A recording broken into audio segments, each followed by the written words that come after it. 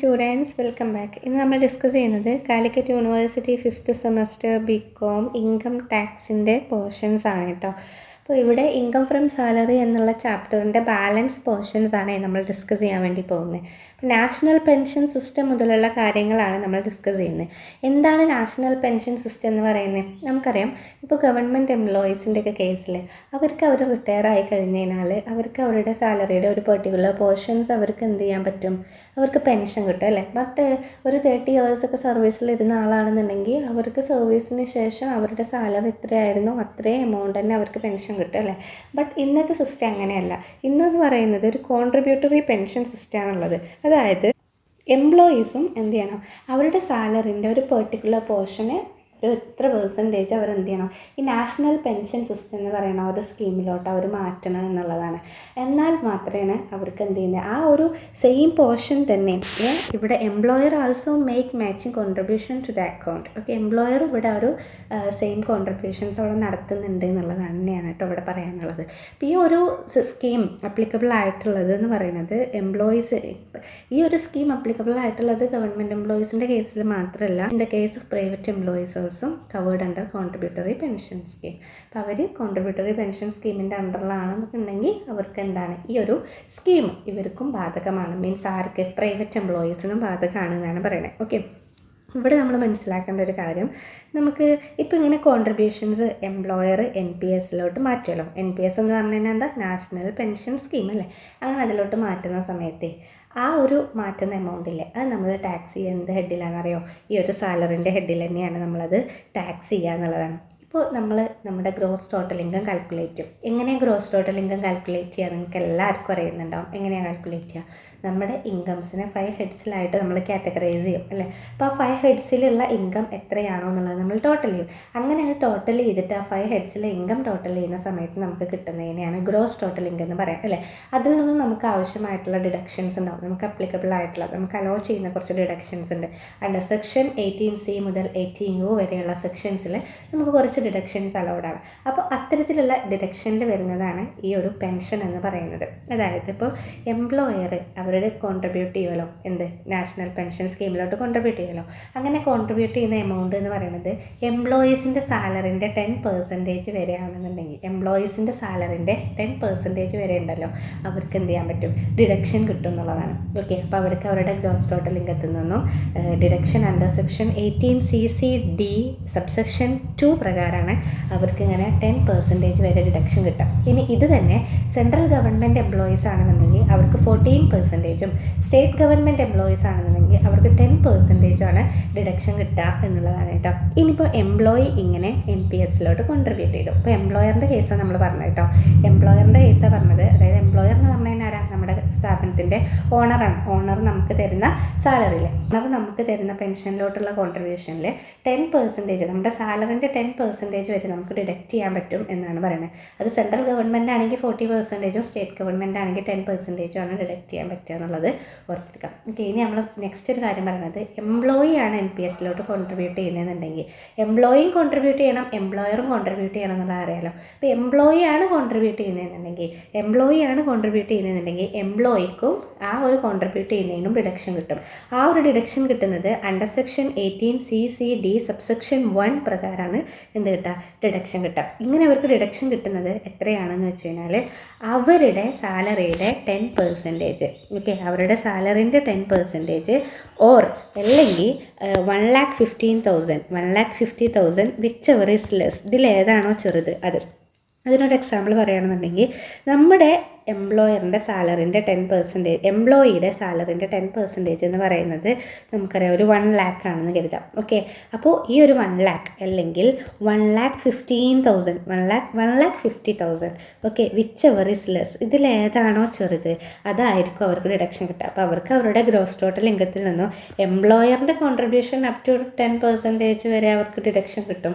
And അതേപോലെ തന്നെ അവരുടെ കോൺട്രിബ്യൂഷൻ മീൻസ് എംപ്ലോയീസിൻ്റെ കോൺട്രിബ്യൂഷനിൽ നിന്നും അവരുടെ സാലറിൻ്റെ 10% അതല്ല എന്നുണ്ടെങ്കിൽ 1,50,000 വിച്ച് എവർ ഈസ് ലെസ് അവർക്ക് ഡിഡക്ഷൻ കിട്ടും എന്നുള്ളതാണ് ഓർത്തിരിക്കേണ്ട ഒരു കാര്യം. ഓക്കെ, ഇനി അതുപോലെ തന്നെ ഇവർക്ക് അഡീഷണൽ ആയിട്ട് ഒരു 50,000 കൂടെ അവർക്ക് ഡിഡക്ഷൻ കിട്ടും. ഓക്കെ, അഡീഷണലായിട്ട് അവർക്കൊരു 15,000 കൂടെ എന്ത് കിട്ടുന്നുണ്ട്, ഡിഡക്ഷൻ കിട്ടും എന്നുള്ളതാണ്. ആ ഡിഡക്ഷൻ കിട്ടുന്നത് under section 18C subsection 1B പ്രകാരമാണ് അവർക്ക് ഡിഡക്ഷൻ കിട്ടുന്നത് എന്നാണ് പറയുന്നത്.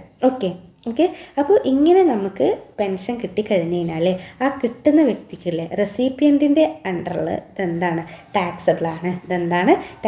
അപ്പോൾ നമുക്ക് ഡിഡക്ഷൻ ഉണ്ട്, അപ് ടു ഇത്ര പെർസെൻറ്റേജൊക്കെ നമുക്ക് ഡിഡക്ഷൻ ഉണ്ട്. അതിന് മുകളിൽ എന്തെങ്കിലുമൊക്കെ ഉണ്ടെന്നുണ്ടെങ്കിൽ അതെന്താണ്, ടാക്സബിളാണ് എന്നുള്ളതാണ് ഓർത്തിരിക്കേണ്ട ഒരു കാര്യം കേട്ടോ. അപ്പോൾ പെൻഷൻ്റെ കാര്യം എത്ര ഉള്ളൂ. ഇനി ഇതിൻ്റെ അഡ്ജസ്റ്റ്മെൻറ്റ്സും കാര്യങ്ങളും പ്രോബ്ലംസൊക്കെ നമുക്ക് ചെയ്യാനുണ്ട്. അപ്പോൾ നിങ്ങൾക്ക് ഒന്നുകൂടെ ക്ലിയർ ആവും. അപ്പോൾ ഇത്രയും കാര്യം ഒന്ന് ഓർത്തിരിക്കുക. പിന്നെ നമ്മളിനി പറയാൻ പോകുന്ന പെർക്വിസിറ്റ്സ് ആണ്. ഓക്കെ, പെർക്വിസിറ്റ്സ് എന്ന് പറഞ്ഞു കഴിഞ്ഞാൽ ഇപ്പോൾ നമ്മളൊരു സ്ഥാപനത്തിൽ വർക്ക് ചെയ്യണമെന്ന് കരുതുക. അങ്ങനെ നമ്മളൊരു സ്ഥാപനത്തിൽ വർക്ക് ചെയ്യുന്ന സമയത്ത് നമുക്ക് അവരെന്ത് ചെയ്യുന്നുണ്ടാവും, എന്തെങ്കിലുമൊക്കെ ഒരു അമ്യൂണിറ്റീസൊക്കെ പ്രൊവൈഡ് ചെയ്യൂല, അല്ലെങ്കിൽ എന്തെങ്കിലും ഫെസിലിറ്റീസൊക്കെ നമുക്ക് തരൂലേ, അതിനെയാണ് എന്തെന്ന് പറയുക, പെർക്വിസൈറ്റ്സ് എന്ന് പറയുന്നത്. അത് ചിലപ്പോൾ ക്യാഷ് ആയിട്ടാവാം, എന്തെങ്കിലും കൈൻഡ് ആയിട്ടാവാം എന്നുള്ളതാണ് പെർക്വിസൈറ്റ്സ് എന്ന് പറയുന്നത് കേട്ടോ. Perquisites may be in cash or kind or sometimes in the form of facilities or amenities. Okay, ഇത്രയും കാര്യം നിങ്ങൾ ഓർത്തെടുക്കുക. ഓക്കെ, അപ്പോൾ ചില സമയത്ത് നമുക്കിതിനെ മണിയിലോട്ട് കൺവേർട്ട് ചെയ്യാൻ പറ്റും, ആൻഡ് ചില സമയത്ത് നമുക്കിതിനെ മണിയിലോട്ട് കൺവേർട്ട് ചെയ്യാൻ പറ്റില്ല എന്നുള്ളതാണ് ഓക്കെ ഇതിൽ പറയാനുള്ളൊരു കാര്യം. ഓക്കെ, അപ്പോൾ ഈ ഒരു ടാക്സ് പർപ്പസിന് വേണ്ടിയിട്ട് നമുക്ക് ലഭിക്കുന്ന പെർക്വിസിറ്റ്സിനെ നമ്മൾ ടാക്സ് ഫ്രീ പെർക്വിസിറ്റ്സ് എന്നും ടാക്സബിൾ പെർക്വിസിറ്റ്സ് എന്നും നമ്മൾ പറയുന്നുണ്ട് എന്നുള്ളതാണ്. ഓക്കെ, അപ്പോൾ and perquisites in taxable in the hands of specified category employees എന്നുള്ള രീതിയിലും നമ്മൾ ഈ ഒരു പെർക്വിസിറ്റ്സിനെ എന്ത് ചെയ്തിട്ടുണ്ട്, മാറ്റുന്നുണ്ട്. അപ്പോൾ പെർക്വിസിറ്റ്സ് എന്ന് പറഞ്ഞു കഴിഞ്ഞാൽ എംപ്ലോയീസിന് അവരുടെ സാലറിക്കോ വേജസിനോ അധികമായിട്ട് അഡീഷണലായിട്ട് അവർക്ക് ക്യാഷ് ആയിട്ടോ കൈൻഡ് ആയിട്ടോ ഫെസിലിറ്റീസ് ആയിട്ടോ അമ്യൂണിറ്റീസ് ആയിട്ടോ ഒക്കെ എംപ്ലോയർ എന്തെങ്കിലും പ്രൊവൈഡ് ചെയ്യുന്നുണ്ടെന്നുണ്ടെങ്കിൽ അതിനെയാണ് നമ്മൾ പെർക്വിസിറ്റ്സ് എന്ന് പറയുന്നത്. ഇത് അണ്ടർ സെക്ഷൻ 17 സബ്സെക്ഷൻ 2 പ്രകാരമാണ് പറയുന്നത് കേട്ടോ. ഓക്കെ, അപ്പോൾ ഇനി നമ്മൾ എന്തൊക്കെയാണ് ടാക്സ് ഫ്രീ പെർക്വിസിറ്റ്സ് എന്ന് പറയുന്നത്. ടാക്സ് ഫ്രീ പെർക്വിസിറ്റ്സ് എന്ന് പറയുന്നത് ഇങ്ങനെ എന്തെങ്കിലും പെർക്വിസിറ്റ്സ് നമുക്ക് നമ്മുടെ എംപ്ലോയർ നൽകുന്നുണ്ടെന്നുണ്ടെങ്കിൽ അതിന് നമ്മൾ ടാക്സ് പേ ചെയ്യേണ്ട ആവശ്യമില്ല. അത്തരത്തിലുള്ള പെർക്വിസിറ്റ്സിനെയാണ് ടാക്സ് ഫ്രീ പെർക്വിസിറ്റ്സ് എന്ന് പറയുന്നത്. ഓക്കെ, ഇനി ടാക്സബിൾ പെർക്വിസിറ്റ്സ് ഉണ്ട്. ദറ്റ് മീൻസ് അത് നമ്മുടെ എംപ്ലോയർ നമുക്ക് പ്രൊവൈഡ് ചെയ്യുന്നുണ്ടെങ്കിൽ അതിന് ആപ്റ്റായിട്ടുള്ള ടാക്സ് നമ്മൾ പ്രൊവൈഡ് ചെയ്യേണ്ടതായിട്ട് വരുന്നുണ്ട് എന്നുള്ളതാണ് കേട്ടോ. ദെൻ നമ്മൾ taxable in the case of specified category എംപ്ലോയീസിന് നമ്മൾ എന്ത് ചെയ്യുന്നുണ്ട്, പെർക്വിസിറ്റ്സ് കൊടുക്കുന്ന സമയത്ത് അതിലവർക്ക് എത്രത്തോളം ടാക്സബിൾ വരുന്നുണ്ട് എന്നുള്ള കാര്യങ്ങളൊക്കെയാണ് ഇനി നമുക്ക് നോക്കാനുള്ളത്. അപ്പോൾ എന്തൊക്കെയാണ് ഈ ഒരു ടാക്സ് ഫ്രീ പെർക്വിസിറ്റ്സ് എന്നുള്ളത് നമുക്ക് നോക്കാം കേട്ടോ. ഫസ്റ്റ് ആണ് പറയുന്നത് medical treatment in government or approved hospital.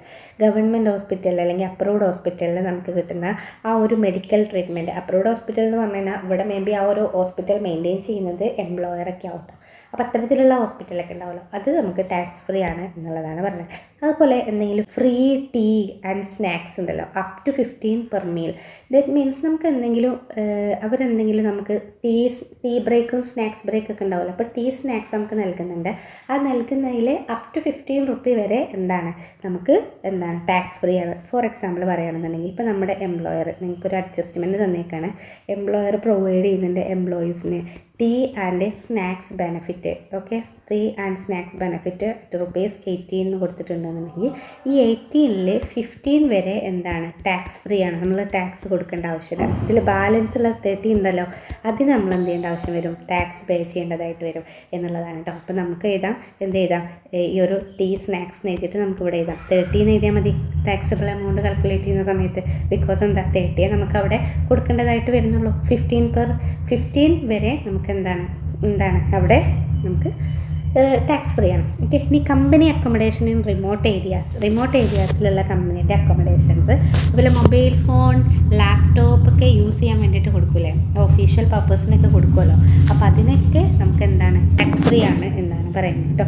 അതുപോലെ എംപ്ലോയറിൻ്റെ contribution to PF or NPS to up to 7.5 lakh വരെ എംപ്ലോയീസിന് ടാക്സ് ഫ്രീ ആണ് കേട്ടോ. അതുപോലെ തന്നെ എഡ്യൂക്കേഷണൽ സ്കോളർഷിപ്പ് ടു ചിൽഡ്രൻസിന് എന്തെങ്കിലും എഡ്യൂക്കേഷണൽ സ്കോളർഷിപ്പ് പ്രൊവൈഡ് ചെയ്യാണ് നമ്മുടെ എംപ്ലോയീസിൻ്റെ ചിൽഡ്രൻസിന്. അതുപോലെ ട്രാൻസ്പോർട്ട് ലീവ് ട്രാവൽ കൺസെഷൻസ് ഒക്കെ ഉണ്ടല്ലോ, അതൊക്കെ ഉണ്ട്. അതുപോലെ തന്നെ group insurance, interest free loan up to 20,000 വരെ ഇൻട്രസ്റ്റ് ലോൺ. ഓക്കെ, അപ്പോൾ interest free loan up to 20% വരെ ടാക്സ് ഫ്രീ ആണ്. ഓക്കെ, ഇതൊക്കെയാണ് ഇതിൽ പറയാനുള്ളത് കേട്ടോ. അതുപോലെ തന്നെ ഇപ്പോൾ transfer of movable assets after using for more than 10 years use ചെയ്യുകയാണെന്നുണ്ടെങ്കിൽ അത് എന്താണ് ടാക്സ് ഫ്രീ ആണ്. ഇത് നമ്മൾ എന്തൊക്കെയാണ് ഏതൊക്കെ കേസസിൽ നമുക്ക് എല്ലാ എംപ്ലോയീസിൻ്റെ കേസസിലും ടാക്സബിൾ ആവുന്നതാണ് ഇനി പറയുന്നത് കേട്ടോ. Taxable perquisites in case of all എംപ്ലോയീസിൻ്റെ കേസാണ് പറയുന്നത്. ഓക്കെ, അപ്പോൾ അതിൽ house at concessional rent, concessional റെൻറ്റിന് റെസിഡൻഷ്യൽ അക്കോമഡേഷൻസ് എംപ്ലോയീസിന് എംപ്ലോയർ പ്രൊവൈഡ് ചെയ്യുന്നുണ്ട് എന്നുണ്ടെങ്കിൽ അത് ടാക്സബിൾ ആണ് കേട്ടോ. ഇനി എന്തെങ്കിലും ഒരു ഇൻഷുറൻസ് വേണ്ടിയിട്ട് മീൻസ് എന്താണ്, any sum pay to the effect the insurance on the life of the employee for an annuity scheme, അത് ടാക്സബിൾ ആണ്. ഓക്കെ, അതുപോലെ എന്തെങ്കിലും ഫ്രിഞ്ച് ബെനിഫിറ്റ്സ് ഒക്കെ കൊടുക്കുന്നുണ്ട് എന്നുണ്ടെങ്കിൽ ഓർ അമ്യൂണിറ്റീസ് പ്രൊവൈഡ് ചെയ്യുന്നുണ്ടെന്നുണ്ടെങ്കിൽ including interest free or concessional loan, use of movable assets, transfer of movable assets, ഇതൊക്കെ ഉണ്ടല്ലോ, ഇതൊക്കെ എന്താണ് ടാക്സബിൾ ആണ്. ഇങ്ങനെ നമ്മളോട് ഒരു ലിമിറ്റ് മുകളിൽ പറഞ്ഞിട്ടുണ്ടായിരുന്നു അല്ലേ. ഇപ്പോൾ ഇവിടെ ലോണിൻ്റെ കേസാണെങ്കിൽ 20% എന്ന് പറയുന്നത്. അതുപോലെ ട്രാൻസ്ഫർ ഓഫ് മൂവബിൾ അസറ്റ് ആണെങ്കിൽ എന്താ 10 ഇയേഴ്സിനേക്കാൾ കൂടുതൽ യൂസ് ചെയ്തിട്ടുണ്ടെന്നുണ്ടെങ്കിലാണ് ടാക്സ് ഫ്രീ ആയിട്ടുള്ളത് അല്ലേ. പിന്നെ income tax paid on behalf of the എംപ്ലോയിൻ്റെ ബിഹാഫിൽ പേ ചെയ്യുന്ന income tax. Legal expenses paid on the behalf of employee. Okay, employer's contribution to superannuation fund RPF and NPS over 7.5 lakh per year. അതുപോലെ തന്നെ value sweat equity shares allotted to the employee at concessional rate. Payment of any loan or interest there on the behalf of employee. അതായത് എംപ്ലോയീസിൻ്റെ ബിഹാഫിൽ എന്തെങ്കിലും loan അല്ലെങ്കിൽ interest ഒക്കെ പേ ചെയ്തിട്ടുണ്ട് എന്നുണ്ടെങ്കിൽ, അതുപോലെ തന്നെ എംപ്ലോയീസിൻ്റെ ചിൽഡ്രൻസിന് എന്തെങ്കിലും എഡ്യൂക്കേഷൻ എക്സ്പെൻസസ് മീറ്റ് ചെയ്യാൻ വേണ്ടിയിട്ട് അവിടെ പേയ്മെൻറ്റ് ചെയ്തിട്ടുണ്ട് എന്നുണ്ടെങ്കിൽ, അതുപോലെ എന്തെങ്കിലും എംപ്ലോയീസിൻ്റെ എന്തെങ്കിലും ഒരു ഒബ്ലിഗേഷൻസ് അത് പേ ചെയ്തിട്ടുള്ളത് എംപ്ലോയർ ആണ് എന്നുണ്ടെങ്കിൽ, മീൻസ് എന്താ വല്ല വാട്ടർ ബില്ലുണ്ടാവും, ഹോട്ടൽ ബില്ലുണ്ടാവും, അങ്ങനത്തെ സംഭവങ്ങളൊക്കെ എംപ്ലോയറാണ് പേ ചെയ്തത് എന്നുണ്ടെങ്കിൽ ഇത്തരത്തിലുള്ള കേസിലൊക്കെ എന്താണ് ടാക്സബിൾ ആണ് എന്നാണ് പറയുന്നത്. ഇനി നമ്മൾ പറയണത് ഈ ഒരു പെർക്വിസിറ്റ്സ് തന്നെ സ്പെസിഫൈഡ് എംപ്ലോയീസിൻ്റെ കേസിൽ മാത്രം ടാക്സബിൾ ആവുന്നതാണ് നമ്മൾ പറയുന്നത് കേട്ടോ. അതായത് സ്പെസിഫൈഡ് എംപ്ലോയീസ് എന്ന് പറയുന്നത് ആരാണ് എന്നുള്ള കാര്യം ആദ്യം അറിഞ്ഞിരിക്കണം. സ്പെസിഫൈഡ് എംപ്ലോയീസ് എന്ന് പറയുന്നത് അല്ലെങ്കിൽ സ്പെസിഫൈഡ് കാറ്റഗറിയിലുള്ള എംപ്ലോയി എന്ന് പറയുന്നത് അവരെന്തായിരിക്കണം, ഒരു കമ്പനീൻ്റെ ഡയറക്ടർ ആയിരിക്കണം. ഓക്കെ, ഒരു കമ്പനീൻ്റെ ഡയറക്ടർ ആയിരിക്കണം. ആൻഡ് അതുപോലെ തന്നെ ഇവർക്ക് എന്തുണ്ടായിരിക്കണം, having the substantial interest in a company holding not less than 20% of voting power of a company. ഒരു കമ്പനിയിൽ എന്തുണ്ടായിരിക്കണം, 20%-നേക്കാൾ കൂടുതൽ വോട്ടിംഗ് പവർ ഉണ്ടായിരിക്കണം എന്നുള്ളതാണ്. അതായത് നോട്ട് ലെസ് ദാൻ 20% മീൻസ് എന്താ, അവർക്കൊരു കമ്പനിയിൽ സബ്സ്റ്റാൻഷ്യൽ ഇൻട്രസ്റ്റ് ഉണ്ടായിരിക്കണം. അതുപോലെ തന്നെ ഈ ഒരു എംപ്ലോയിൻ്റെ ഇൻകം എന്ന് പറയുന്നത് സാലറിൻ്റെ ഹെഡിലെ എംപ്ലോയിൻ്റെ ഇൻകം എന്ന് പറയുന്നത് 15,000-നേക്കാൾ കൂടുതലായിരിക്കണം. ഓക്കെ, സാലറിൻ്റെ ഹെഡിൽ അവരുടെ ഇൻകം എന്ന് പറയുന്നത് 15,000-നേക്കാൾ കൂടുതലായിരിക്കണം. അപ്പോൾ ആരാണ് ഒരു സ്പെസിഫൈഡ് എംപ്ലോയി എന്ന് പറയുന്നത്? സ്പെസിഫൈഡ് എംപ്ലോയി എന്ന് പറഞ്ഞു കഴിഞ്ഞാൽ ഏതെങ്കിലും ഒരു കമ്പനീൻ്റെ ഡയറക്ടർ ആയിരിക്കണം, അവർക്ക് ഏതെങ്കിലും ഒരു കമ്പനിയിലെ സബ്സ്റ്റാൻഷ്യൽ ഇൻട്രസ്റ്റ് ഉണ്ടായിരിക്കണം, that means 20% above voting rate അവർക്ക് ഉണ്ടായിരിക്കണം. ആൻഡ് അവരുടെ സാലറി ഹെഡിലുള്ള അവരുടെ ഇൻകം എന്ന് പറയുന്നത് 15,000 ആയിരിക്കണം. എങ്ങനെയൊക്കെയാണ് എന്നുണ്ടെങ്കിൽ ഇവരെന്താണ് സ്പെസിഫൈഡ് കാറ്റഗറി എംപ്ലോയീസ് ആയിരിക്കും എന്നുള്ളതാണ് കേട്ടോ. ഇവർക്ക് എന്തൊക്കെയാണ് ടാക്സബിൾ ആയിട്ട് വരുന്നത് നോക്കാം. Gas, electric energy and water provided to the employee free of cost or at concession. Okay, അതുപോലെ education facility to the family members of the employee. Okay, salary of sweeper, watchman, gardener and personal attendant provided to the employee. Medical facility, car or any other automotive conveyance. Transport facility provided by a transport undertaking.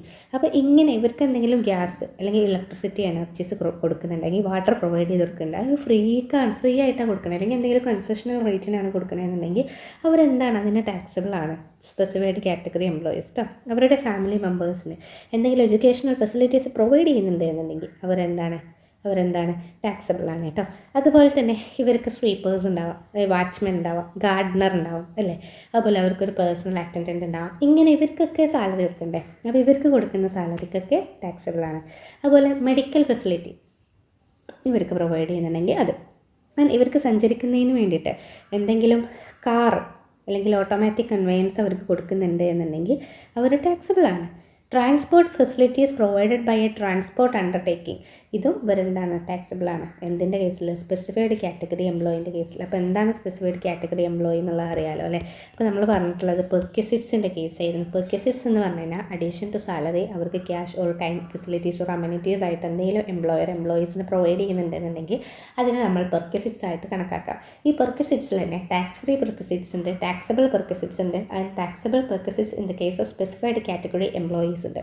അപ്പോൾ tax free പെർക്വിസിറ്റ്സ് എന്തൊക്കെയാണെന്നുള്ളത് നമ്മൾ പറഞ്ഞു, and taxable പെർക്വിസിറ്റ്സ് എന്തൊക്കെയാണെന്നുള്ളത് നമ്മൾ പറഞ്ഞു, and ഈ ഒരു specified category എംപ്ലോയീസിന് ലഭിക്കുന്ന taxable പെർക്വിസിറ്റ്സ് എന്തൊക്കെയാണെന്നുള്ളതും നമ്മൾ പറഞ്ഞു അല്ലേ. അപ്പോൾ ഇത്രയും കാര്യങ്ങൾ ഓക്കെ ആണല്ലോ. ഇനി നമുക്കിതിൽ വാല്യുവേഷൻ ഓഫ് പെർക്വിസിറ്റ്സ് ആണ് പറയാനുള്ളത്. ഈ ഒരു വാല്യുവേഷൻ ഓഫ് പെർക്വിസിറ്റ്സ് എന്ന് പറയുന്നത് ഭയങ്കര ഇമ്പോർട്ടൻ്റ് ആണ്. ഓക്കെ, ഭയങ്കര ഇമ്പോർട്ടൻ്റ് ആണ്. അപ്പോൾ ഇതിനനുസരിച്ച് നമുക്ക് പ്രോബ്ലംസും ചെയ്യാനുണ്ട് എന്നുള്ളതാണ് കേട്ടോ. പ്രോബ്ലംസും ചെയ്യാനുണ്ട്.